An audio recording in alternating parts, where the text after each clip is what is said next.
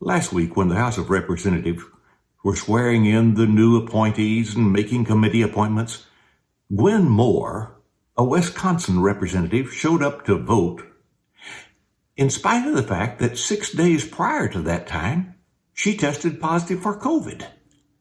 What kind of hypocrisy is that? Oh, you see it today in the news a lot. Some state or even a federal official will warn to quarantine, must stay in, and then the news picks up that he was out somewhere at a big party or even making a trip. Now, this kind of hypocrisy is not new. Remember President Nixon? Our officials have frequently called for one thing and done something else. But that's not new either. May I call your attention back to Romans chapter 2? Paul writes, "You then that teach others, will you not teach yourselves? Why, you preach against stealing. Do you steal? You that forbid adultery, do you commit adultery? You that abhor idols, do you rob temples? You that boast in the law, do you dishonor God by breaking the law? For as it is written, the name of God is blasphemed among the Gentiles because of you."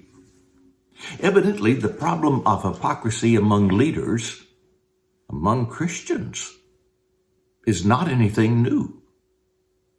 But just before we wag our fingers and shake our heads at all of the news today, at the hypocrisy of leaders, we need to stop and ask ourselves a few questions. I remember hearing my dad teach 1 Corinthians. I was in a class. It was an auditorium class, and he was teaching. He came to 1 Corinthians chapter 11, verse 1. "Be imitators of me, even as I also am of Christ." And I remember how serious he was as he looked at that class and said, "That's an awesome responsibility for a Christian. And yet I believe it is my responsibility to stand before this church, to stand in this community, and to say, imitate me. You want to follow the Lord? Follow me." And I remember thinking, that is an awesome responsibility. And yet, isn't that exactly what Jesus called for when he said, "You are the light of the world"? Shine. People are to follow us. And I suppose it's possible for that kind of responsibility to cause some people to want to do nothing public. Say as little as possible. Do as little as possible. Don't serve. You might make a mistake. No, that's not the answer. The answer is to be like Paul. Get on out there, serve, make your mistakes, and maybe even your trust in grace for forgiveness will be an example for others. The answer to the problem is simply to commit our hearts to the Lord. Study to know His will.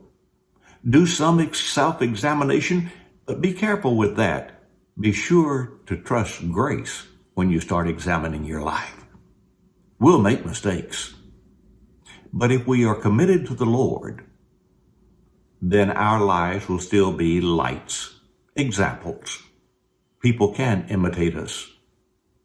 I remember the Lord, as He said, the great commandment is to love the Lord your God with all your heart, with all your soul, with all your mind, and with all your strength.